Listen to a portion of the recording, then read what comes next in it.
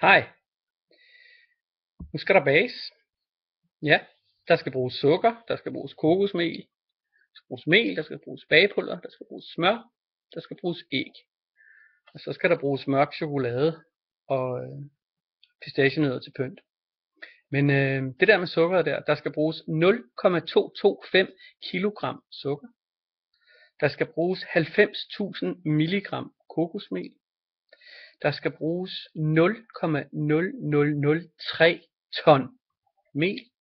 Så skal der bruges 4 teskefulde bagepulver. Ja, og så 225 gram smør. Og så skal der bruges 10 plus 12 minus 7 plus 12 minus 29 plus 4 æg. Og når man så har de ting der, så gør man det på den her måde, at man starter jo for at bage sig.